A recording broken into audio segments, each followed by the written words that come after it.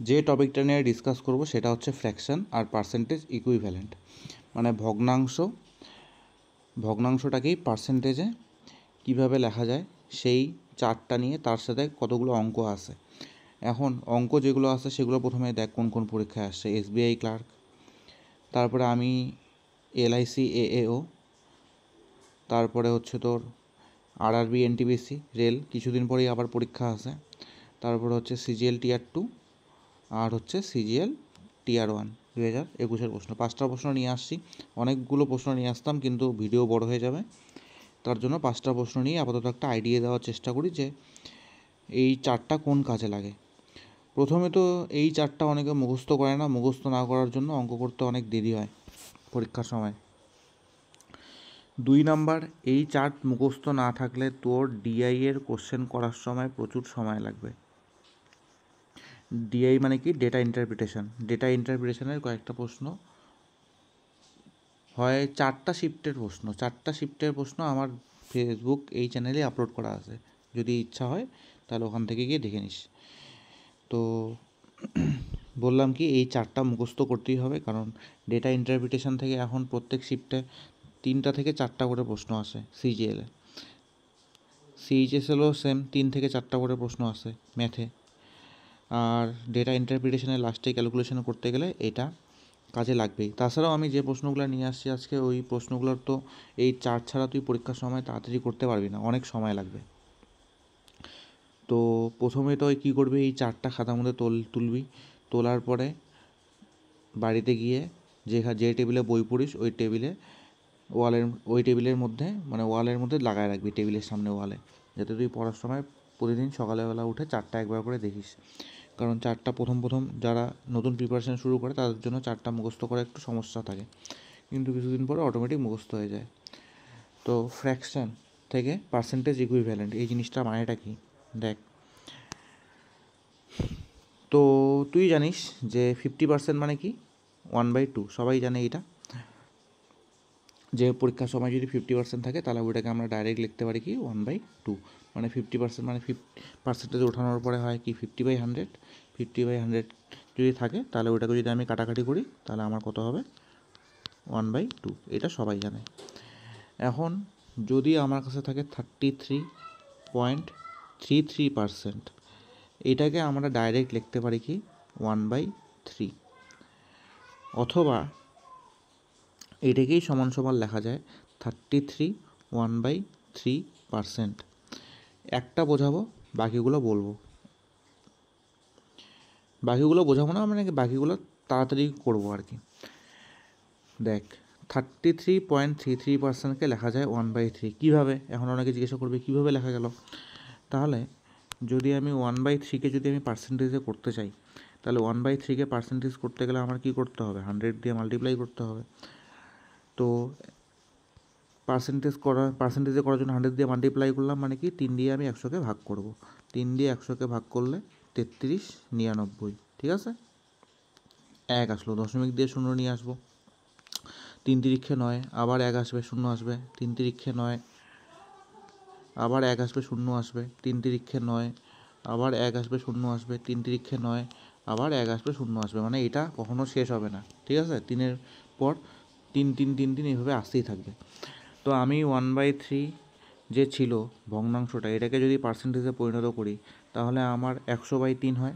আর 100কে 3 দিয়ে ভাগ করলে কত হয়? 33.3333%। যেখানে 3টা চলতেই থাকে, তো দশমিকের পরে ডাবল ডিজিট নিয়ে এখানকে লেখা হলো কি 33.33%, ঠিক আছে? এখন তার মানে 33.33% যদি তোর পরীক্ষার সময় থাকে, তোকে ডাইরেক্ট এটাকে কী লিখতে হবে, যে এটার মানে এটাই হচ্ছে 1/3। তার সাথে এটাকেই কি লেখা যায়, 33.33কে যদি আমি এই জায়গাটায় যদি আমি ক্যালকুলেশন না করতাম এক্সট্রা আরও, কোন জায়গাটায়? এই জায়গাটায়, যখন আমার কি আসলো, তোর আমি 3 দিয়ে 100কে ভাগ করলাম, 33 আসলো আমার, এখানে আসলো হচ্ছে তোর 99, 1 নামাইলাম। 1 নামানোর পরে আমি দশমিক দিয়ে 0 আনলাম না, তাহলে আমি ভাগফলটাকে কীভাবে লিখবো? 33 1/3, তাহলে আমার কি আসবে? 33 1/3%, তাই না? তো আমার দশমিকের পরে সংখ্যা হিসাবেও লেখা যায়, আবার দশমিক ছাড়াও এইভাবে মিশ্র ভগ্নাংশের আকারে লেখা যায়। তো এইভাবেই চারটার মধ্যে সব কিছুরই ডাবল ডাবল করে করা আছে। ডাবল ডাবল মানে কি, একবার লেখা আছে দশমিকের পরে সংখ্যা হিসাবে, একবার লেখা আছে দশমিক ছাড়া মিশ্র ভগ্নাংশের আকারে। ঠিক আছে, তো এটার মানেটা কি 1/3। 25% মানে সবাই জানে 25/100 মানে কত, 1/4। 20% মানে সবাই জানে 20/100 মানে কি 1/5। এখন দেখ 16.66% বা 16 তো এটাকে আমার কি লেখা যায় 1/6, মুখস্থ করতে হবে। 16.66% এটাকে আমরা লিখতে পারি 1/6, এটাকেই লেখা যায় 16/2/3%। যদি কেউ দশমিকের পরে মানে দশমিক দিয়ে না লেখে তাহলে এটা এইভাবে মিশ্র ভগ্নাংশের আকারে লিখবে। সেখানে 16 কি আসবে, 2/3 আসবে। ঠিক আছে, এখন 1/7 হচ্ছে কি, 1/7 হচ্ছে 14.28%, বা এটাকেই লেখা যায় 14/2/7%। যদি কেউ দশমিক দিয়ে না লেখে তাহলে এইভাবে লিখবে। একই রকম করে 1/8, দেখ 1/8, 1/4 আমার কত ছিল, 1/4 আমার ছিল 25%, তাই তো? তাহলে 1/4 যদি আমি 25% জানি, যে 25% মানে 1/8, তাহলে না 1/4, তাহলে 1/8টা তুই অটোমেটিক ওখান থেকে বের করতে পারবি। কীভাবে বের করতে পারবি, যদি কেউ ভুলে যায় পরীক্ষার সময়, তো ওই জিনিসগুলো আমি আজকে বলে দেবো, যদি ভুলে না যায়, মানে যাতে ভুলে না যায়। আমি জানি কি 1/4 মানে কি 25%, 25% মানে 25/100, 25/100 মানে 25 দিয়ে 100কে কাটলে 1/4 হবে। এখন এখানে আছে 1/8। আচ্ছা 1/4টাকে 1/8 হবে কখন, যখন তুই কী করবি 1/4কে 2 দিয়ে কী করবি, ভাগ করবি, তখনই তো 1/8 আসবে। এটাকে যদি ভাগ করিস তাহলে কী হয় 1/4, 2টা হচ্ছে উল্টায় গিয়ে গুণ হয়, মানে কত আসলো 1/8।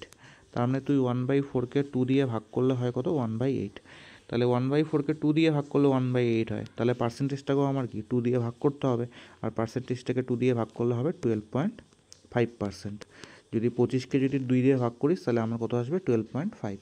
তাহলে 1/4 যদি আমি জানা থাকে, 1/8 যদি আমি পরীক্ষার সময় ভুলেও যাই কত পার্সেন্ট, তো 1/4 থেকে আমি বুদ্ধি করে এটা বের করতে পারবো একবারে, যে 12.5% মানে 1/8। তারপরে আমার আসবে হচ্ছে তোর এটা, সেটা কত 11.11%, মানে কি 11.11% মানে হচ্ছে তোর 1/9। এটাকেই লেখা যায় 11.1/9%। যদি কেউ যদি কেউ দশমিকের পরে দশমিকের আকারে না লেখে তাহলে মিশ্র ভগ্নাংশের আকারে হবে এইভাবে।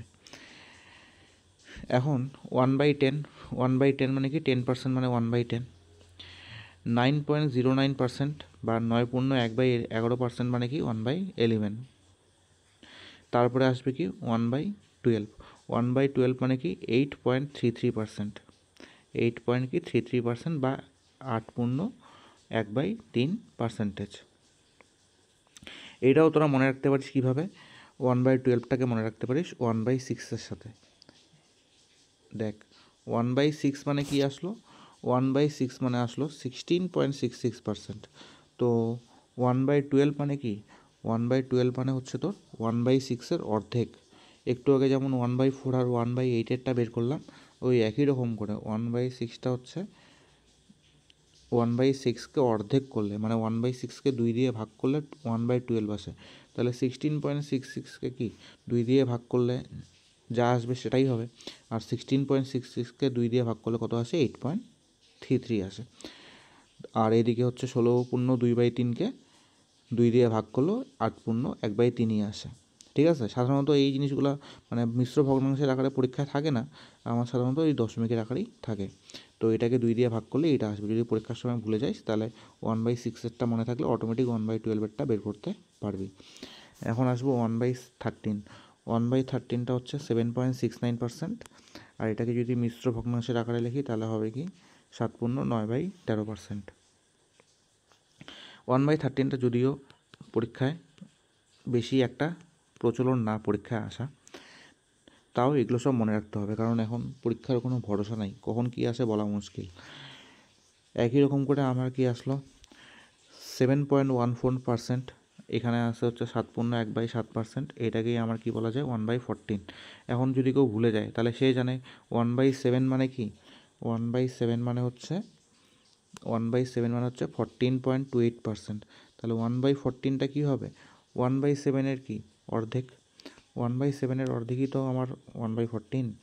1/7কে 2 দিয়ে ভাগ করবি, একটু আগে যেমন 1/4কে করলাম ওইভাবেই সেম টু সেম 1/7কে 2 দিয়ে ভাগ করলে হবে 1/14।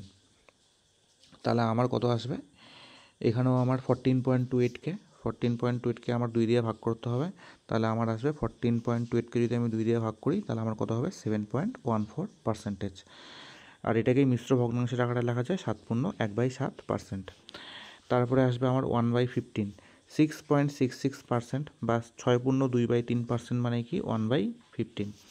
এখন 1/15টা মনে রাখবি কীভাবে, পরীক্ষার সময় ভুলে গেলি। দেখ 1/15টা আসে কীভাবে, 1/15 আসবে যদি তুই 1/3 সাথে 1/5 গুণ করিস। দেখ যদি মনে রাখতে পারিস তাহলে তো খুবই ভালো কথা, যদি ভুলে যাইস তার জন্য প্রথম আমি বলতেছি যে এইভাবে মনে রাখবি, অটোমেটিক হাতে আসবে যে 1/3 সাথে 1/5 আমি গুণ করি। 1/3 মানে কত, 33.33, আর 1/5 মানে কত 20%। তো এই দুটো যদি মাল্টিপ্লাই করিস, নিচে আমি দেখাই দিচ্ছি, এদিকে দেখ 1/3 মানে কত, 1/3 মানে 33.33%, আর 1/5 মানে কত 20%। এখন যদি 1/15 আসে, 1/15 মানে কত 1/3 গুণ 1/5, তাহলে আমার কি হবে 33.33 সাথে মাল্টিপ্লাই হবে কত 20, তাই না। এখন তোর কেসটা হচ্ছে, এখন দেখ পার্সেন্টেজ কিন্তু দুইটা আছে, একটা তো 33.33%, একটা আছে 20%, এখানে পার্সেন্টেজ, তাহলে দুইটা পার্সেন্টেজ গুণ হবে, তাই তো। তো আমি কি করলাম, একটা পার্সেন্টেজকে রাখলাম আর একটা পার্সেন্টেজকে আমি ভাগ আকারে লিখলাম। মানে দেখ এই পার্সেন্টেজটাকে লিখলাম আর একটা পার্সেন্টেজটাকে আমি কী করে আকারে রাখলাম, ভাগ আকারে। এটা আমি কেন বোঝাইতেছি, এটা আমি বোঝাইতেছি হচ্ছে মনে রাখার একটা ট্রিকের মতো, যে কেউ মনে করো 1/15 গিয়ে ভুলে গেল পরীক্ষার সময় 6.66%, কিন্তু তার 1/3 আর 1/5টা মনে আছে, তাহলে এই দুইটার সাহায্যে সে কীভাবে 1/15টা বের করতে পারবে সেটা বোঝানোর জন্যই আমি এখানে এই জিনিসটা লিখলাম। তো 33.33%-এর সাথে আমার 1/20% আমার কী হবে, মাল্টিপ্লাই হবে। তো 33.33 গুণ 20, আর পার্সেন্টেজ কতবার আছে, দুইবার। তো আমি একটা পার্সেন্টেজ রাখলাম আর একটা পার্সেন্টেজকে নিচে 100 আকারে লিখলাম, কারণ পার্সেন্টেজ উঠালে কী হয়, নিচে 100 হয়। দুইটা পার্সেন্টেজ দিব নাকি পরে, দুইটা পার্সেন্টেজ তো থাকবে না, না। তাহলে 0 0 কাটাকাটি গেল, আমার এখানে কত হয় 33.33-এর সাথে যদি 2 গুণ করি 66, দশমিক কত ঘর আগে আছে, 2 ঘর আগে, ঠিক আছে। তাহলে 2 ঘর আগে দশমিক হবে কেন, এই যে শূন্যটা যে ছিল, এই শূন্যটা, এই শূন্যের জন্য কি দশমিক কি আরও 1 ঘর আগে আসবে, তার মানে এখানে আমার কত ঘর আগে দশমিক হবে, 3 ঘর আগে। তাহলে আমার অ্যান্সারটা কত বেরোলো 6.666%, মানে এটাকেই কী লেখা যায় 6.66%। যদি মনে রাখিস মুখস্থ তাহলে তো খুবই ভালো কথা, নাহলে এটা একটা বলতো কি ওই যে ট্রিকের মতো থাকে না, ট্রিকের মতো, যে 1/15 পরীক্ষার সময় ভুলে গেলাম, কিন্তু আমি 1/3 আর 1/5 জানি, তাহলে আমার অটোমেটিক এটা চলে আসবে তখন 2 দিন প্র্যাকটিস করার পরে, যে 1/15 মানে 6.66%, ঠিক আছে। তাহলে 1/15 সমান সমান কত 6.66%, এটাকে কী লেখা যায় 6.2/3%। তারপরে 6.25%, এটাকেই কী লেখা যায় 6.1/4%, এটাকেই আমার কী লেখা যায় 1/16। এটাও মনে রাখতে পারিস কীভাবে, চার্টের মধ্যে মানে কানেকশান আছে, এরকম না যে কোনো কানেকশানই নেই। এইদিকে দেখ আমি জানি 1/8 মানে কত 12.50%, আর 12.50% মানে কি 1/8, আর 1/8-এর অর্ধেকই তো 1/16, তাহলে 12.50-রও কী হয়ে যাবে এইদিকে অর্ধেক হয়ে যাবে। তাহলে অর্ধেক হয়ে গেলে 12.50-র যদি আমি অর্ধেক করি, কারণ এখানে আমার কি আসলো 1/8, 1/8-এর অর্ধেক কত 1/16, তার মানে এখানে 12.50-র অর্ধেক কী হবে এই দিকে হবে। তাহলে 12.50-র অর্ধেকটা কত হবে আমার 12.50-কে 2 দিয়ে ভাগ করলে হবে 6.25, ঠিক আছে। আর এটাকেই কী লেখা যায়, মিশ্র ভগ্নাংশের 6/1/4%। এখন আবার দুটো চলে আসলো, সেটা হচ্ছে 1/17 আর 1/19, যে দুটোর এক্সামে অত বেশি প্রচলন না, কিন্তু কোনো গ্যারান্টি দেওয়া যায় না, যখন তখন পরীক্ষা আসতে পারে। যে 5.88%, এটাকেই কী লেখা যায়, 5×15/17%, এটার মানে কি 1/17, এবং 5.26%, এটাকে লেখা যায় 5×5/9%, এটাকে কী লেখা যায় 1/19। মাঝখানে একটা জিনিস বাকি থাকলো, সেটা হচ্ছে 1/18, 5.55% বা 5×5/9%, এটাকেই আমরা কী লিখতে পারি 1/18। এটাও মনে রাখতে পারবো, কি মনে রাখবো কীভাবে, দেখ 1/18টা আসে কোথার থেকে, 1/18টা আসে 1/9 থেকে। 1/9টা আমার কত ছিল, 11.11%টা ছিল আমার 1/9। আর 1/9-এর অর্ধেক কি, 1/9-এর অর্ধেক হচ্ছে তোর 1/18। 1/9-এর অর্ধেক হচ্ছে তোর আমার 1/18, কারণ 1/9কে 2 দিয়ে ভাগ করলে 1/18 হয়। তাহলে 11.11কে যদি আমি 2 দিয়ে ভাগ করি, তাহলে আমার কত হয়, 5.55। তো আমিও আজকে অনেক ট্রিকের মতো দেখাই দিলাম যে শেষের দিকেরগুলো যদি ভুলে যাইস তাহলে কীভাবে মনে রাখবি, উপরেরগুলো থেকেই শেষেরগুলো মনে রাখা যায়। আর 5% মানে কি 1/20, কারণ 5% মানে 5/100, আর কাটাকাটি করলে কত হয়, 1/20। বোঝা গেল? তাহলে প্রথমে এই চার্ট কী করতে হবে, মুখস্থ করতে হবে। চার্ট যতদিন মুখস্থ না হবে ততদিন কিন্তু অনেক রকমের অঙ্ক, বিশেষ করে ডিআই এর প্রশ্ন, আর এখন আমি প্রশ্ন দেখাবো যেগুলা রেল এসএসসিতে আসে, ওগুলো করতে খুবই অসুবিধা হয়। তো এই চার্টটা হচ্ছে তোর কী করতে হবে, মুখস্থ করতে হবে।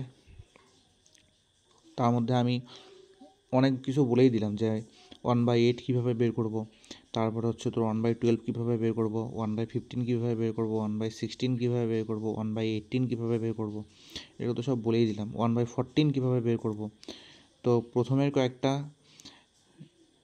মুখস্থ করবি, তারপরে প্রথমে কয়েকদিন এই বাকিগুলো বের করার চেষ্টা করবি যেভাবে আমি বললাম, তারপরে কিছুদিনে সব মুখস্থ করবি, যে পরীক্ষার সময় যাতে এরকম না হয় যে 5.55% আসলেও তুই ভাবতেছিস 5.55%, আমি তো জানি 11.11% মানে 1/9, তো 5.55 আসবে, 11.11%-এর অর্ধেক মানে হচ্ছে 1/18 হবে। এইভাবে মনে রাখবো না, কিছুদিন পরে একদম ডাইরেক্ট মুখস্থ মতো থাকতে হবে, যে 5.55% মানে ডাইরেক্ট যে 1/18। ঠিক আছে, আপাতত যে জিনিসটা বললাম, যেভাবে বললাম সেভাবে কাজটা কর। তো প্রথমে আমি অঙ্কটার মধ্যে আসি, এই চারটা কিন্তু স্ক্রিনশট নিয়ে নিবি, আর এই নিচের যে জিনিসগুলো লিখছি এগুলোরও একটা করে স্ক্রিনশট নিয়ে রাখবি। তো প্রথমের যে প্রশ্নটা আছে সেই প্রশ্নটাতে আসি, দেখ এখন এই চারটায় কীভাবে কাজে লাগে। এ এর আয় বি এর থেকে 30% কম, এবং বি এর আয় সি এর থেকে 137.5% বেশি। একটা লোক আছে, তার আয় বি এর থেকে 30% কম, এবং বি হচ্ছে একটা লোক আছে, ওর আয় সি এর থেকে 137.5% বেশি। এখন দেখ, এখন তুই যদি চার্ট না জানিস তুই কী করবি, তুই করবি হচ্ছে তোর সি এর আয় ধরবি 100 টাকা, তুই বি এর আয় কী করবি, যেহেতু তুই জানিস যে বি এর আয় সি এর থেকে 137.5 টাকা বেশি, তাহলে সি এর আয় যদি 100 হয়, তাহলে বি এর আয় কত হবে, 100-র সাথে যোগ করতে হবে 137.5, তাই তো। এখন যদি তুই এটা যোগ করিস 137.5, যেহেতু বি এর আয় সি এর থেকে 137.5% বেশি, তারপরে তুই কী করবি, 237.5 করবি বি এর আয়, সি এর আয় যখন 100, বি এর আয় 237.5। তো এটা যদি সংখ্যা নিয়ে এভাবে করিস, তাহলে তোর জানিস কতক্ষণ সময় লাগবে করতে, প্লাস অঙ্কের উত্তর লাস্টে মিলবে না, মাথা গরম হবে পরীক্ষার সময়, বাকি জানা কোশ্চেনও ভুল করে দিয়ে চলে আসবি। অথবা যদি কেউ যদি এইভাবে করে যে 137.5%কেও কী করলো, প্রথমেই ভাঙানোর চেষ্টা করলো, যে 137.5 নিচে পার্সেন্টেজ ওঠালে কী হবে 100, আর এখানকার দশমিক ওঠালে কী হয়ে যায়, এখানকার দশমিক উঠালে আরেকটা শূন্য চলে আসে, এই দশমিকটা উঠালে, তাই তো। তাহলে তারপরে ও কী করবে, এগুলো কাটাকাটি করবে। এখন এই কাটাকাটি করতেও কিন্তু অনেক সময় লাগবে, আর এই সময়গুলোই আমাকে কী করতে হবে, বাঁচাইতে হবে এখান থেকে সময়, কারণ পরীক্ষার সময় যদি তুই 5 সেকেন্ডও বাঁচাইস এই ক্যালকুলেশন করতে গিয়ে, ওই 5 সেকেন্ডের মধ্যে একটা ইংলিশ, একটা জিকে, 2টা জিকে করা যায় যদি, আর 2টা জিকে মানে 4 নাম্বার, একটা জিকে যদি ঠিক করিস 2 নাম্বার এই 5 সেকেন্ডের মধ্যে। আর 2 নাম্বারের জন্য কখনো কখনো কাট অফ ক্লিয়ার হয় না পরীক্ষা, সেটা মনে রাখবি। তো আমি কি করব, আমার চার্ট মুখস্থ প্রথমে। তো আমি দেখব 137.5% আছে। তোর প্রথমে মাথায় কি আসবে? তোর প্রথমে মাথায় আসবে আমি তো চার্টের মধ্যে 137.5% কোথাও পড়ি নাই। হ্যাঁ, পড়িস নাই, কিন্তু এটাকে তোর চার্টের থেকেই বানাইতে হবে। কীভাবে বানাবো দেখ, 137.5%কে কীভাবে লেখা যায়? এক তো 100% যোগ 37.5%, এটাকে এইভাবে লেখা যায়। এখন তোর মাথার মধ্যে অটোমেটিক আসবে, কিভাবে আসবে দেখ, তুই 12.5% মানে তুই পড়ছিলি, 12.5% মানে পড়ছিলি তুই কত, 1/8, 1/8 মানে কত, 12.5%। এখন 12.5% থেকেই পার্সেন্টটাকে যদি আমি 3 দিয়ে মাল্টিপ্লাই করি না, তাহলে আমার আসবে 37.5%।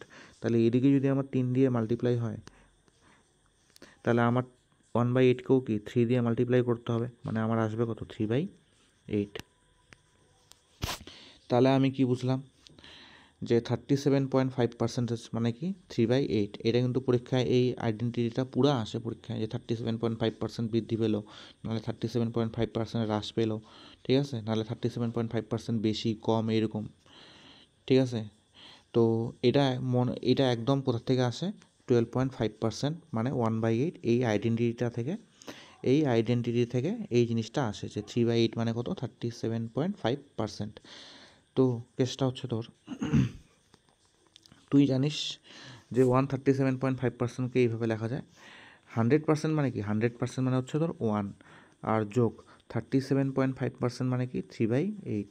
1টা কীভাবে আসলো, 100% মানে কি পার্সেন্টেজ উঠাইলে 100-র নিচে 100 আসবে, তার মানে কাটাকাটি গিয়ে কত, 1। এই দুইটা যোগ করলে হয় কত, 8, আর হচ্ছে তোর উপরে লসাগু করে 11, তাহলে 11/8 আমার 137.5%। এইটা আমার মনে মনে পরীক্ষার সময় একবারেই মনে করতে হবে, যে এইটার মানে কত হয়, 11/8। যে 37.5% মানে হচ্ছে তোর 3/8, আর এদিকে 100% মানে 1। মনে মনেই ক্যালকুলেশনে যোগ করতে হবে যে 1 যোগ 3/8 মানে কি 11/8। এইভাবে কিন্তু লিখে লিখে করবো না, প্র্যাকটিস করতে হবে বাড়িতে। প্র্যাকটিস যদি তোরা করিস তাহলে এটা অটোমেটিক হাতে আসবে, প্র্যাকটিস যদি না করিস তাহলে কোনো দিন হাতে আসবে না। আমাকে বলছে বিয়ের আয় সি এর থেকে এত বেশি, তাহলে আমি কি দেখলাম, আমি কি করলাম, এই জিনিসটাকেই আমি এই ভগ্নাংশটা বানালাম। তাহলে এই জিনিসটা নিয়ে আমি আর কোনো কাজ করব না, আমার এখন কাজ হবে কোনটা নিয়ে, এই সোজা ভগ্নাংশটা নিয়ে। তো বিয়ের আয় সি এর থেকে এই ভগ্নাংশ নিয়ে কাজ করব, কি বলছে, বেশি বলছে। তাহলে সি এর আয় যদি আমার 8 টাকা হয়, তাহলে বি এর আয় আমার কত টাকা হবে, 11 টাকা বেশি হবে, মানে 11 আর 8 কত টাকা হবে, 19 টাকা হবে, তাই তো। এই ভগ্নাংশের মানে কি, এই ভগ্নাংশের মানে হচ্ছে 8-এর মধ্যে 11 বেশি, 8-এর মধ্যে 11 বেশি মানে কত, সি এর আয় যদি 8 টাকা হয়, বি এর আয় হবে 8-এর উপর 11 বেশি, মানে 11 আর 8 কত, 19। এর আয় বি এর থেকে 30% কম। আবার একটা লোক আছে, এর আয় হচ্ছে তোর বি এর থেকে 30% কম। বি হচ্ছে 19 টাকা আয় করে, বি এর থেকেও এই লোকটা কম টাকা আয় করে, ঠিক আছে।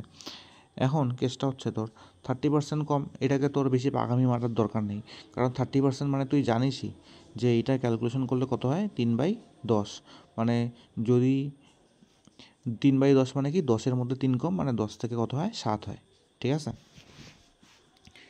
তো দেখ, 10-এ যদি 7 হয়, তাহলে 19-এ কত, এটাই আমার কি বের হয়ে যাবে, এর আয়। আমি এতক্ষণ মানে ভিডিওগুলো এত বড় বড় কেন বানাই বলতো, যে আমার 3-4টা অঙ্ক থাকে, ভিডিও হয়ে যায় 1 ঘন্টা, কারণ আমি জানি বাড়িতে পড়াই তো, অনেক ছেলেপেলে বুঝতে পারে না, ধরতে পারে না, এই জিনিসটা আমি লিখলাম, এখানে অনেকে বুঝতেই পারবে না। তো আমার এটা এক্সপ্লেন করতেই হবে, কিচ্ছু করার নেই। এদিকে দেখ, যারা যারা বুঝিস নাই, এর আয় বলছে বি এর আয়ের থেকে 30% কম, তাহলে 30% মানে কি জানিস? আমি একটু আগে বললাম 30/100 কাটাকাটি করলে কত হয়? 3/10। মানে 10-এ হচ্ছে কত কম? 3 কম। মানে 10-এ 3 কম মানে 10 যদি কারো থাকে যার 3 কম হবে তার কত থাকবে? 7। এখন বলছে এর আয় বি এর থেকে কম, তাহলে এ কোনটা? এটা। বি কোনটা? এটা। যে বি এর আয় যখন 10 হয়, এর আয় হয় তখন কত? 3 কম, তার মানে এর আয় কত? 7। ঠিক আছে, এই লাইনটার মানেটা হচ্ছে এইটা। তো ওইটাই আমি লিখলাম যে যখন বি এর আয় হয় 10 তখন এ এর আয় কত হয়? 7। তাহলে যখন বি এর আয় হয় 19 তখন এ এর আয় হয় কত? তাহলে 19 দিয়ে আমি গুণ করবো না? এই জিনিসটাও আবার অনেকে বুঝবে না। আমি জানি তো, বাড়িতে পড়াই। ঐকিক নিয়ম রে, ঐকিক নিয়ম, যে বি এর আয় যখন 10, এর আয় তখন 7, বি এর আয় যখন 1, এর আয় তখন কি হবে? 7/10। বি এর আয় যখন 19, এর আয় তখন 7/10 গুণ 19। বুঝছিস? ছোটোবেলায় ঐকিক নিয়ম যে 10টা আপেলের দাম 7 টাকা, একটা আপেলের দাম কত? 7কে 10 দিয়ে ভাগ করব। 19টা আপেলের দাম কত? 7/10কে 19 দিয়ে কি করব? গুণ করব। এগুলোই আমি করতেছি, আর কিছু না, ওইরকম কিছু করিনি। তাহলে দেখ, এখন প্রথমের একটা জিনিস কি? প্রথমের একটা জিনিস হচ্ছে তোর এরকম আসলো মানে এই জায়গায় আমার কি আসবে? দশমিক আসবে। তাহলে দশমিকটাকে তাড়ানোর উপায় কি? এগুলো আমি বাড়িতে অনেক 14বার বলছি যে দশমিককে তাড়ানোর উপায় হচ্ছে, যেহেতু এগুলো সব রেশিওতে আসে, রেশিওতে আসে না, কেউ কেউ বলবে আবার রেশিওতে কীভাবে আসলো দাদা? রেশিওতে কীভাবে আসলো? আরে তুই যখন ভগ্নাংশ আকারে লিখলি, ভগ্নাংশ মানেই তো রেশিও। তুই যখন 11/8 লিখলি, এটার মানেই তো অনুপাত, এটার মানেই তো 11:8। যে একটা হচ্ছে 8 আর একটা হচ্ছে তোর 8 + 11 মানে কত? 19। তাই এগুলো তো অনুপাতের মধ্যেই আছে। বুঝছিস? দেখ, আর অনুপাতে থাকলে কি করা যায়? অনুপাতে থাকলে যে কোনো সংখ্যা দিয়ে গুণ করা যায়। তো আমি যেহেতু এই 10টা আমার জ্বালা করতেছে, আমি কি করি? 10 দিয়ে, যেহেতু তিনটেই অনুপাতের মধ্যে আছে, এ বি আর সি, আমি 10 দিয়ে তিনটাকেই মাল্টিপ্লাই করে দেবো। 10 দিয়ে তিনটাকেই মাল্টিপ্লাই করলে এখান থেকে 10 যাবে, এখানে হবে 190, এখানে হবে কত? 80। তাহলে 7-এর সাথে কত? 19 গুণ। 7-এর সাথে 19 গুণ করলে কত হবে? 133। অনেকের আবার নামতা ঠামতা কিছু মুখস্থ নাই, তারা তো মনে করে গেছে শেষ। এখন দেখ, আমাকে বলছে যদি এ এর আয় বি এর থেকে 28,500 টাকা কম হয়, এর আয় 133 টাকা, বি এর আয় হচ্ছে 190 টাকা, এর আয় হচ্ছে বি এর থেকে কম। কত কম? যদি আমি দুইটা বিয়োগ করি তাহলেই পাবো। বিয়োগ দিলে কত হয়? 50, 60, 70, 80, 57, 57। যে এর আয় বি এর থেকে 57 টাকা কম। আর প্রশ্নে ওইটা দেওয়া আছে কত? 28,500। তাহলে 57-র ভ্যালু 500। আমাকে বের করতে হবে সি এর আয় কত টাকা। সি এর আয় কত রে? আমি ধরছি 80। তাহলে 80-র ভ্যালু আমার বের করতে হবে। এই জিনিসটা আমি নতুন ব্যাচে কিছুদিন আগেই বোঝাইলাম, আগের দিনই, যে যার ভ্যালু বের করতে হয় সেটাকে আমি কি করি? গুণ করি। আর যার ভ্যালু দেওয়া থাকে সেটাকে আমি কি আকারে লিখি? ভাগ আকারে লিখি। এখন যদি আমি এটাকে কাটাকাটি করি তাহলে আমার যাবে কি?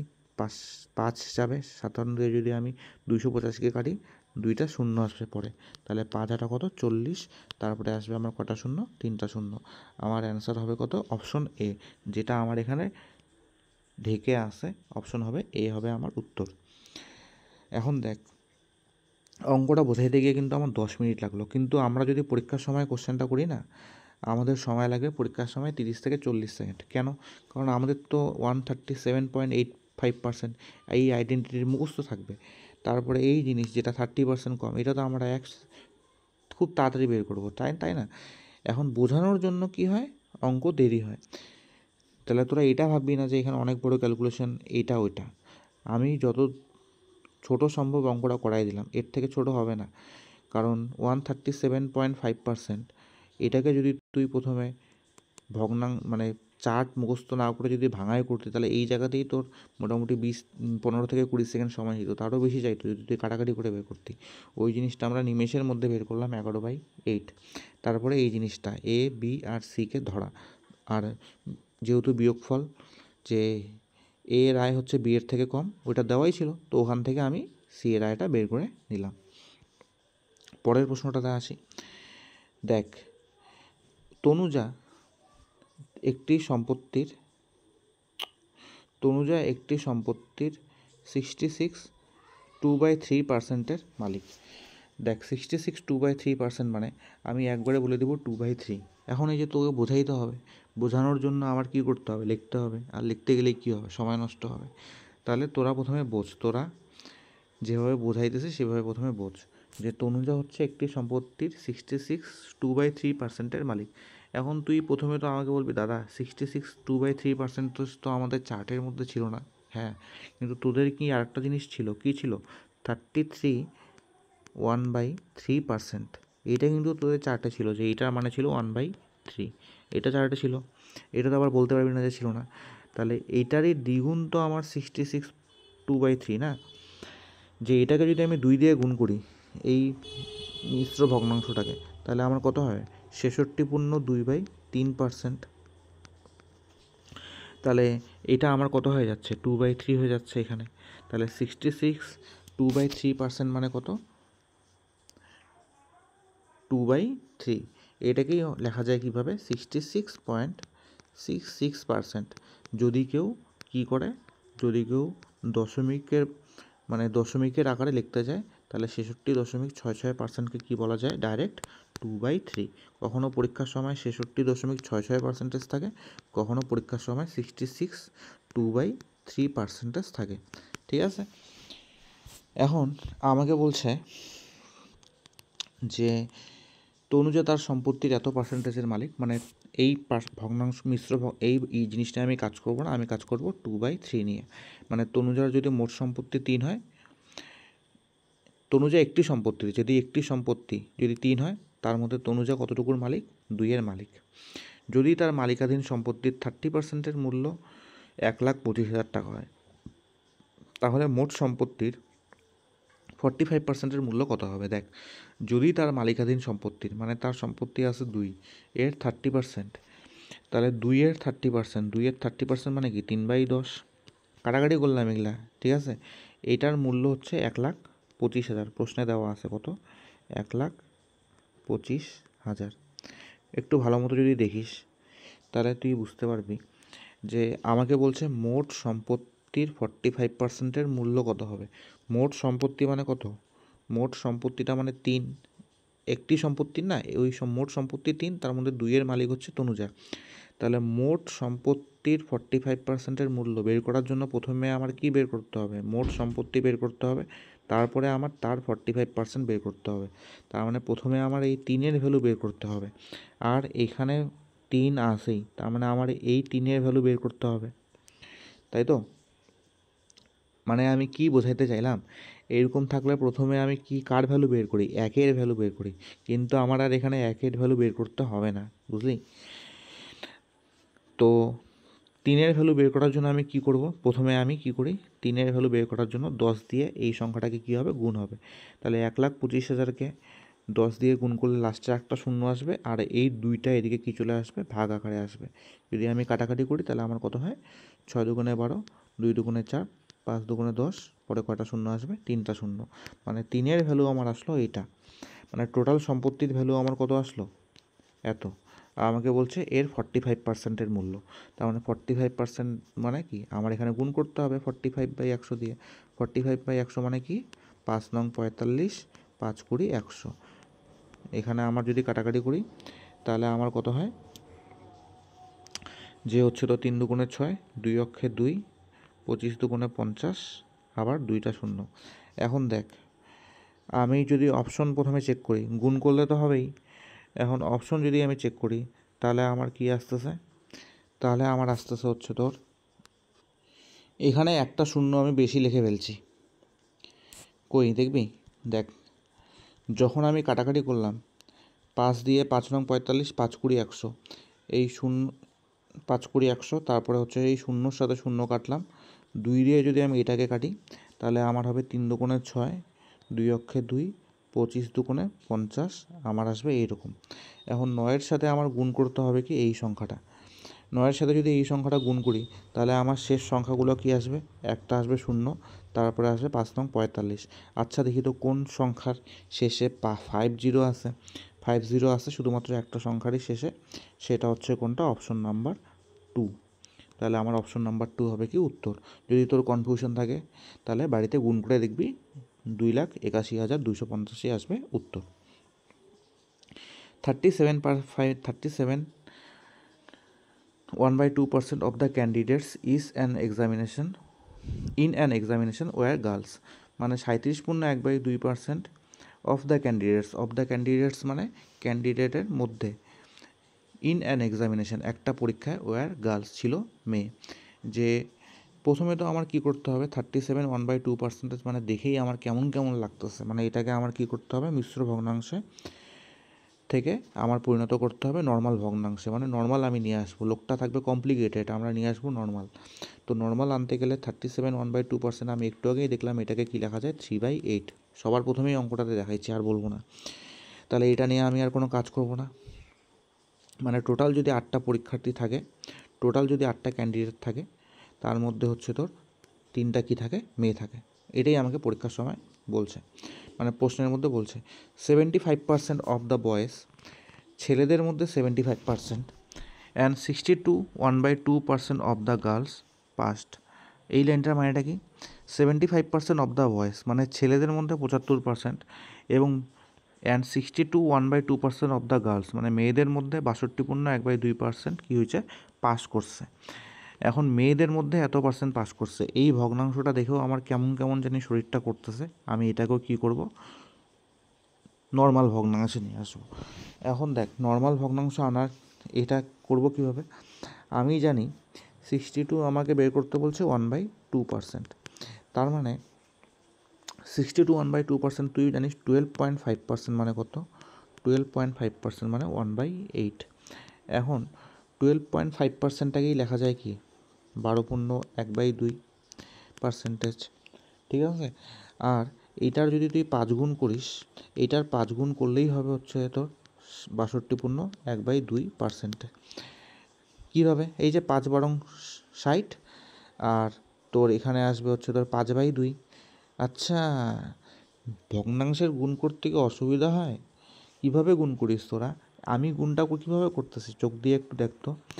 আমি যখন 5-এর সাথে 12.1/2 গুণ করতেছি, অনেকে গুণ করার সময় কি করে, অনেকে গুণ করার সময় প্রথমে 12-র সাথে 2 গুণ করবে, তারপরে 1 যোগ করবে, তারপরে আবার মানে এটাকে মানে ছোটোবেলায় যেভাবে করতো ওইভাবে করবে।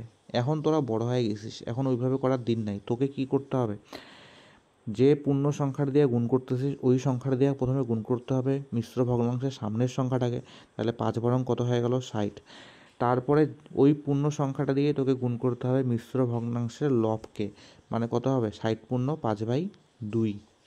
এখন দেখ 5/2 মানে কি, একে তো 2 দিয়ে তো আরও ভাগ করা যায় 5কে, আর 2 দিয়ে 5কে যদি ভাগ করিস তাহলে কত থাকে, 2 দিয়ে যদি 5কে ভাগ করিস তাহলে থাকে 2 পূর্ণ 1/2 থাকে। ভাগ করে দেখবি 2 দিয়ে 5কে, 2 দিয়ে ভাগ করলে কত হয় 2 দুগুণে 4, ভাগশেষ থাকলো 1, তার মানে আমার কত আসলো 2 পূর্ণ 1/2 এইটা। এখন যে সংখ্যাটা পূর্ণ সংখ্যায় আসবে, যে সংখ্যাটা আমার কিসে আসবে পূর্ণ সংখ্যায় আসবে, ওই পূর্ণ সংখ্যাটা আগের পূর্ণ সংখ্যার সাথে কী হয়ে যায় যোগ হয়ে যায়, তাহলে আমার হবে কত 62, আর পিছনে পড়ে থাকলো কত 1/2, তার মানে আমার ডাইরেক্ট কী আসবে 5 দিয়ে গুণ করলে 62 পূর্ণ 1/2%। এখন অনেকের মনে হবে স্যার এই প্রসেসটা তো আমরা যেভাবে করি তার থেকে বড়, কিন্তু আমি বলতেছি যে প্রসেসটা আমি দেখাইলাম এই প্রসেসটা তোরা যেভাবে করিস তার থেকে ছোট, যেহেতু তোরা আগের থেকে এইভাবে প্র্যাকটিস করিস না, তোরা করিস অন্যভাবে প্র্যাকটিস, তার জন্য তোর প্রথম মনে হইতেছে বড়, কিন্তু এই প্রসেসটা তোরা যেভাবে করিস তার থেকে ছোট প্রসেস। তো কেসটা হচ্ছে তোর আমি 5 দিয়ে গুণ করলাম, তাহলে এখানেও আমার কত দিয়ে গুণ হবে 5 দিয়ে গুণ হবে, তার মানে আমার 1/8কে 5 দিয়ে গুণ করলে কত হয় 5/8। তো 62 পূর্ণ 1/2% দেখার সাথে সাথেই আমার মাথার মধ্যে টনক নড়বে কি এটার মানে হচ্ছে 5/8, ঠিক আছে। পরীক্ষার সময় কিন্তু আর এইগুলো লেখালেখি করবো না, যেটা আমি মুছতেছি এই লেখাগুলো কিন্তু করবো না, এটা একবার আইডেন্টিটি মুখস্থ করতে হবে যে 12.5% মানে 1/8, তো 12.5%-এর 5 গুণ হচ্ছে 62 পয়েন্ট বা মানে 62 পূর্ণ 1/2%, তার মানে এটা হবে 5/8। এখন দেখ 75% অফ দ্য বয়েজ, ছেলেদের মধ্যে 75% পাস করছে আর মেয়েদের মধ্যে 5/8 পাস করছে, মানে টোটাল যদি 8টা মেয়ে থাকে তার মধ্যে 5টা মেয়ে কী করে পাস করে। আমি এখন আর এই জিনিসটা নিয়ে কাজ করবো না, আমি কাজ করবো এটা নিয়ে যে টোটাল যদি 8টা মেয়ে থাকে তার মধ্যে 5টা মেয়ে পাস করে। আবার ছেলেদেরটা আমার নর্মাল যেহেতু পার্সেন্টেজে দেওয়া আছে 75%, এটা নিয়ে আর কেরামতি করব না। এখন দেখ আমাকে একটা লাইন কি বলছে, অ্যান্ড 342 গার্লস ফেইল্ড। আচ্ছা, 342টা মেয়ে কী করছে, ফেল করছে পরীক্ষায়। এখন তুই আমাকে একটা কথা কর যে আমাকে বলছে 8টা মেয়ের মধ্যে 5টা মেয়ে কী করে পাস করে, তাহলে 8টা মেয়ের মধ্যে যদি 5টা পাস করে তোর মাথায় অটোমেটিক টনক নড়বে, তার মানে 8টার মধ্যে 3টা আমার কী করতেছে, ফেল করতেছে। তাহলে দেখ 8টা মেয়ের মধ্যে 3টা মেয়ে আমার কী করে, ফেল করে। এবং প্রশ্নের মধ্যে আমাকে বলা আছে 342 গার্লস ফেইল্ড, তার মানে কি যতগুলো মেয়ে ছিল পরীক্ষা দিছিল তার মধ্যে 342টা মেয়ে কী করছে, ফেল করছে। তাহলে 8টা মেয়ের মধ্যে যদি 3টা মেয়ে ফেল করে, টোটাল মেয়ের সংখ্যা কত? টোটাল মেয়ের সংখ্যা হচ্ছে এই যে 3, এই ছোট 3টাই হচ্ছে টোটাল মেয়ের সংখ্যা। অঙ্কটা একটু কমপ্লিকেটেড, ভালো মতো বোঝ। এই 3টা হচ্ছে টোটাল মেয়ের সংখ্যা। এই 8 ছিল টোটাল ক্যান্ডিডেটের সংখ্যা। টোটাল ক্যান্ডিডেটের মধ্যে এই 3 ছিল মেয়ে, ঠিক আছে। প্রথমেই এই লাইনটা দেওয়া ছিল যে 37 1/2% of the candidates in an examination were girls, মানে 8টা মেয়ের মধ্যে 3টা মেয়ে কী ছিল, মানে 8টা ক্যান্ডিডেটের মধ্যে 3জন ছিল মেয়ে। আর এই জায়গায় দেওয়া ছিল কি 8টা মেয়ের মধ্যে 3টা মেয়ে কী করে, ফেল করে। বুঝছিস, টোটাল 8টা মেয়ের মধ্যে 3টা মেয়ে ফেল করে। 8টার মধ্যে যদি 3টা ফেল করে তাহলে টোটাল মেয়ের সংখ্যা হচ্ছে তোর 3। ওই 3টার মধ্যে কয়টা ফেল করবে, আমি 3 দিয়ে কী করব, গুণ করব। আর এটার ভ্যালু প্রশ্নে দেওয়া আছে কত, 342। এই লাইনটা আমি পড়লাম না, তাও অনেকের মধ্যে ক্যালকুলেশন, মানে অনেকের মধ্যে কনফিউশন চলে আসলো। কেন বলতো, আমি বলতেছি। ওরা বলবে কি এই সংখ্যাটা, এই 3 সংখ্যাটা ছোটো কেন হলো, এরকম একটা অদ্ভুত ধরনের একটা কনফিউশন চলে আসবে যে 8টা মেয়ের মধ্যে 3টা মেয়ে ফেল করছিল, তাহলে এটাই তো ডাইরেক্ট আমি 342 করে দিতাম। আচ্ছা, এদিকে একটা জিনিস দেখ, এই যে ভগ্নাংশগুলো আমি লিখছি না, এই ভগ্নাংশগুলা মানেটা কি, টোটাল কি 8টা ক্যান্ডিডেট, টোটাল কি 3টা মেয়ে না, এই সংখ্যাগুলো ছিল আসলে খুব বড় বড়, কিন্তু এই সংখ্যাগুলো কাটাকাটি করার পরে টোটাল ক্যান্ডিডেট আমার বেরোচ্ছে 8। এই 8-এর মধ্যে 3টা হচ্ছে টোটাল মেয়ের সংখ্যা। ওই একই রকম করে এই জায়গাটাতেও যে মেয়েদের মধ্যে 8টা মেয়ের মধ্যে 3টা মেয়ে কী করে, ফেল করে। তাহলে এই সংখ্যাগুলো আমি জানি না আসলে কত, ঠিক আছে। তো এই সংখ্যাগুলো দেখে ঘাবড়ানোর কিছু নাই যে কোথাও ছোট কোথাও বড়, যে 8টা মেয়ের মধ্যে 3টা মেয়ে ফেল করে, মেয়েদের মধ্যে 8টা মেয়ের মধ্যে 3টা মেয়ে ফেল করে, টোটাল মেয়ের সংখ্যা কত, 3। তাহলে এই 3টাতে ফেল করবে কত, 3 দিয়ে আমি কি করব, গুণ করব। এইটার ভ্যালুই প্রশ্নে দেওয়া আছে কত, 342। এখন আমি কাটাকাটি করি, 3 তিরিক্ষে 9, 9 দিয়ে যদি কাটি 3 নং হচ্ছে 27, আর এদিকে থাকলো 8 নং 72। তাহলে আমার একের ভ্যালু কত আসবে, 8 গুণ 38। 8টা ওইদিকে কী হবে, গুণ হবে। এখন আমাকে বলছে কি বের করতে বলছে, the number of boys failed was, এই যতগুলো ছেলে ফেল করছে তার সংখ্যা বের করো। এখন যতগুলো ছেলে ফেল করছে তার সংখ্যা বের করার জন্য আমার কি করতে হবে, আমি জানি 75% অফ দ্য বয়েজ পাস্ট, মানে 75% ছেলে কি করছে, পাস করছে। তার মানে কি 25% ছেলে কি করছে, ফেল করছে, তাই না, অটোমেটিক। এখন 25% ছেলে ফেল করছে কাদের মধ্যে, ছেলেদের মধ্যে ছেলেগুলো ফেল করবে। এখন আমি জানি টোটাল ক্যান্ডিডেট ছিল 8টা, তার মধ্যে 3টা ছিল মেয়ে, তার মানে ছেলে কয়টা, 5টা হচ্ছে আমার কি, ছেলে। তাহলে প্রথমে আমার দেখতে হবে না যে ছেলে কতগুলো আছে, তার মধ্যে তো আমি তারপরেই তো আমি দেখবো যে 25% ফেল মানে কতগুলো হয়, ওইটাই আমাকে বের করতে বলছে, ঠিক আছে।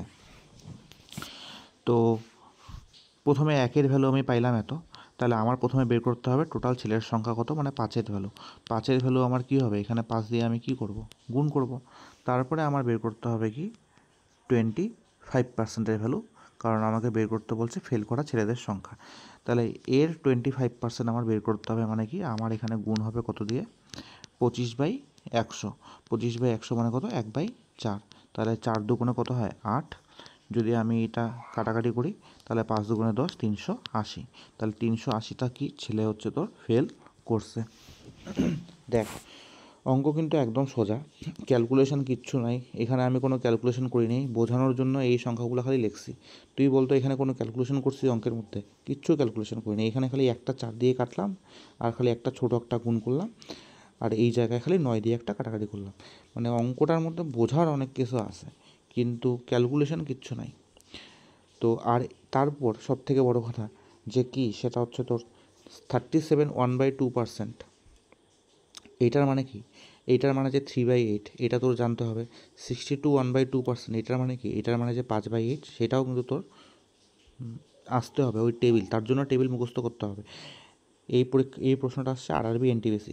এখন কিন্তু সবাই এনটিপিসি নিয়ে পাগলা হয়ে গেছে, যেমন মাথা ভাঙ্গায় আমি গ্রুপের মধ্যে দেখি সবাই এনটিপিসির অ্যাড দেয়। তো কেসটা হচ্ছে এনটিপিসি পড়ার আগে ভালো মতো বুঝবি যে হচ্ছে এনটিপিসির পরীক্ষা কিন্তু ওইরকম নর্মাল লেভেলের প্রশ্ন হয় না, এনটিপিসি টিয়ার 2 বিশেষ করে। কারণ তুই স্টেশন মাস্টার হবি, এখন আবার chief commercial cum ticket clerk, যেটা হচ্ছে অনেক বড় পোস্টের চাকরি, ওইরকম কিন্তু সোজা প্রশ্ন হয় না। তো তোর কিন্তু এই অঙ্কগুলো ভালো মতো করতে হবে, পার্সেন্টেজ চার্টটা ভালো মতো মনে রাখতে হবে। সোজা সোজা সোজা সোজা অঙ্ক করলে সুবীর দাস এই দাস ওই দাস করলে কিন্তু হবে না। সুবীর দাসের কোনো প্রশ্ন কিন্তু এনটিপিসিতে আসে না, ঠিক আছে? যদি বাংলা বই করতে চাইস তাহলে আর.এস. আগরওয়ালের বাংলা বই পড় অঙ্ক করতে গেলে, নাহলে কিন্তু সুবীর দাস দিয়ে শুধু পিএসসির পরীক্ষা আর ডাব্লিউবিপির পরীক্ষাই হবে। CGL, CHSL, MTS, NTPC, RPF, GD কোনো পরীক্ষায় কিন্তু সুবীর দাসের প্রশ্ন আসে না, সেটা কিন্তু একটু মাথার মধ্যে রাখিস।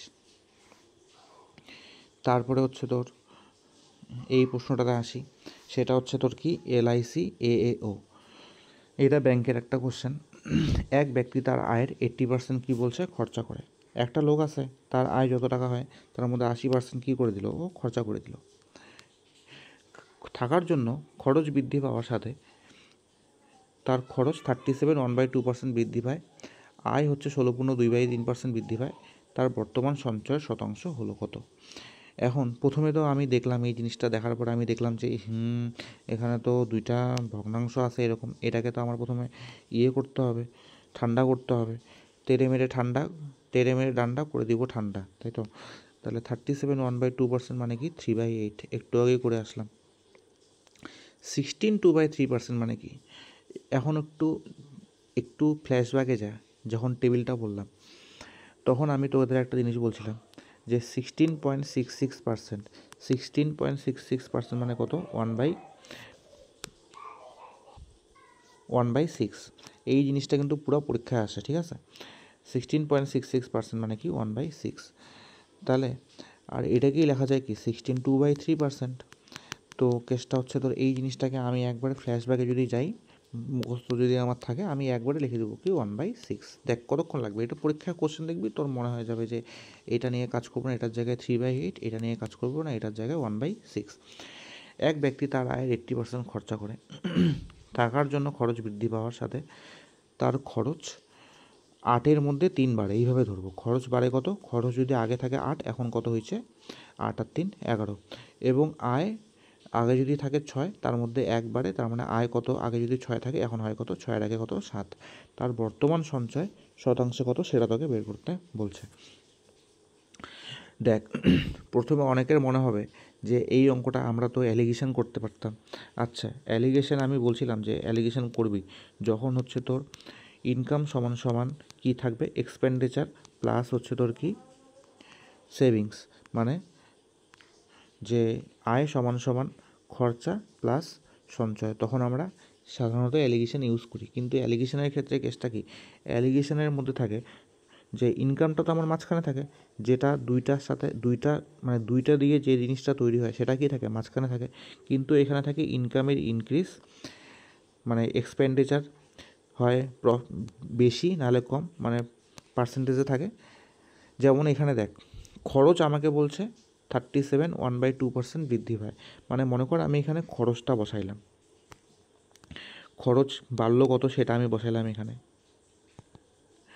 তারপরে আমি কি করলাম? আয় 16.2/3% বৃদ্ধি পায়, আয়টা আমি কই বসাইলাম? আয়টা আমি বসাইলাম এখানে 16.2/3%। এখন আমাকে বলছে, আমাকে বের করতে, আমার তাহলে এইটা হচ্ছে আমার আয়, এইটা হচ্ছে আমার কি খরচ, এটা হচ্ছে আমার কি খরচ, এটা হচ্ছে আয়, তাহলে এটা আমার কি হবে সেভিংস, মানে হচ্ছে তো সঞ্চয়। এখন এটাও যেহেতু আমার বৃদ্ধি ইনক্রিজ পার্সেন্টেজ, তাই তো এটাও আমার কি ইনক্রিজ পার্সেন্টেজ, তাহলে এটাও আমার কি থাকবে অটোমেটিক ইনক্রিজ পার্সেন্টেজ আসবে, কারণ তিনটা তো একই হয় না। যদি প্রফিট পার্সেন্টেজ হয় তিনটাই আমার কি হয় প্রফিট হয়, যদি লস পার্সেন্ট হয় তিনটাই আমার কি হয় লস পার্সেন্টেজ হয়। এখন এটা আমার আসবে যে সঞ্চয়ের ইনক্রিজ মানে বৃদ্ধিটা কত হলো ওটা আসবে আমার পার্সেন্টেজে। কিন্তু আমাকে এখানে কিন্তু ওইটা বের করতে বলে নেই, আমাকে বলছে সোজা যে তার সঞ্চয় কত শতাংশ হলো।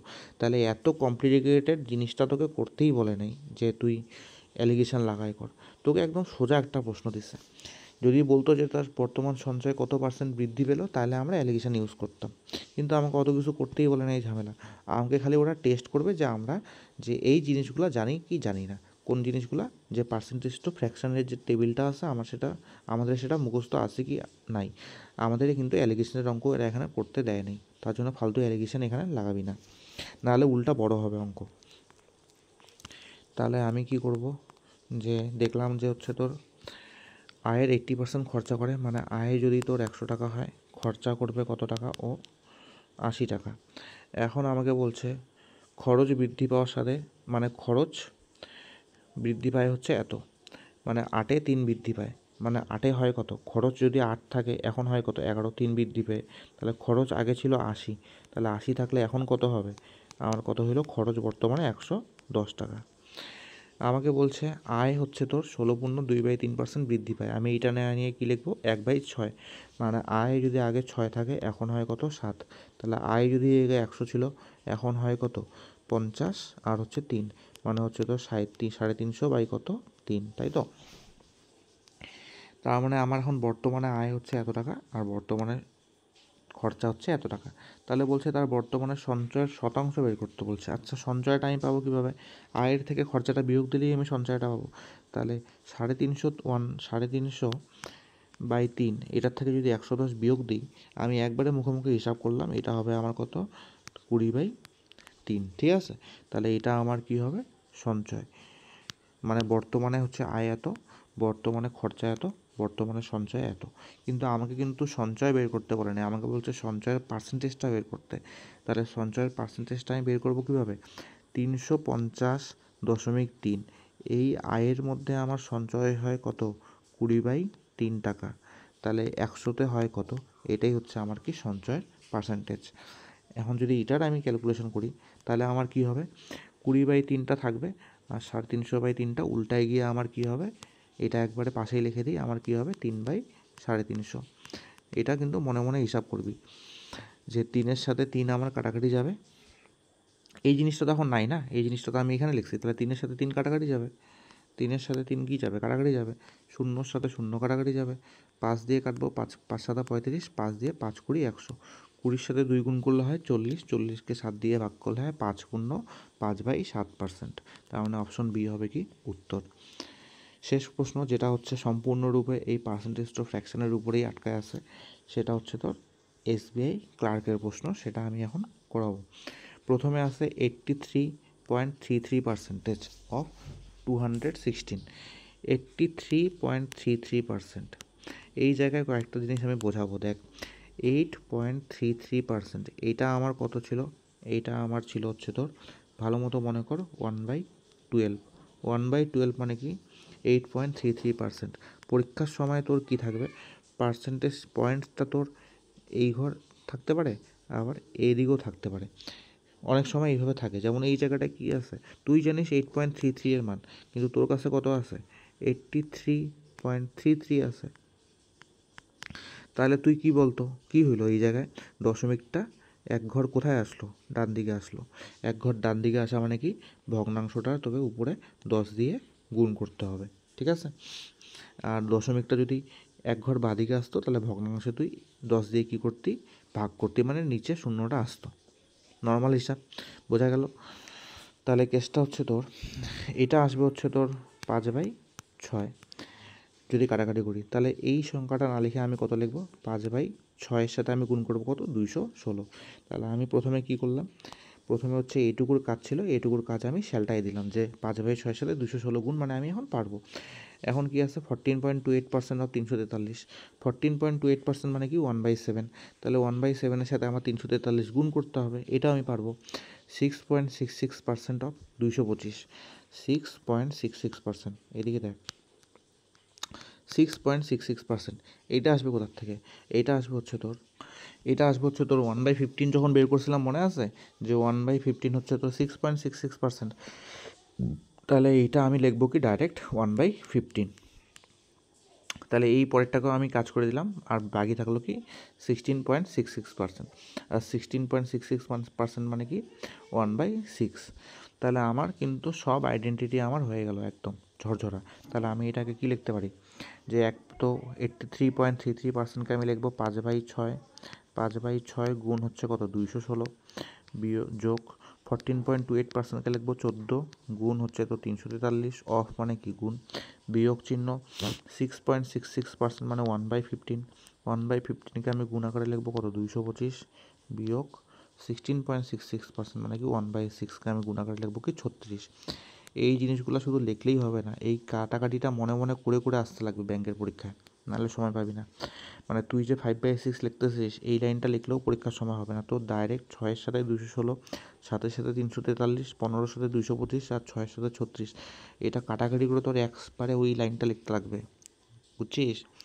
7-এর কিউব হচ্ছে 343, তার মানে কাটাকাটি করলে কত হয়, এটা কত হবে, 7-এর কিউব 343 হলে এটা হবে 49।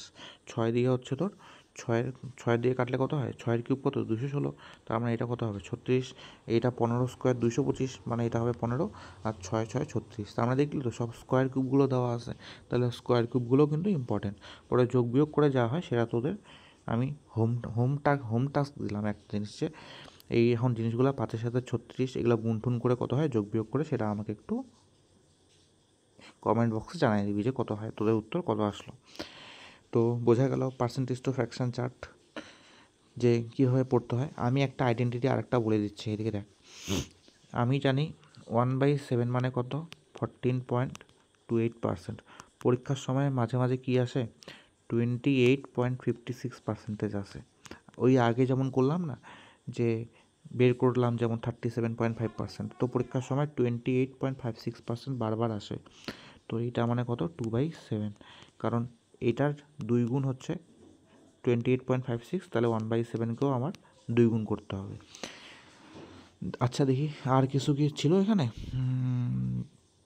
হুম হুম হুম হুম হুম ওইটা আমি বলে দিলাম 14 পয়েন্ট ওইটা, তো ওইটাও কিন্তু পরীক্ষায় আসে। আচ্ছা, আর একটা জিনিস পার্সেন্টেজে যখন শুরু করলাম, এখানেই একটা জিনিস বলে দিব, সেটা হচ্ছে তোর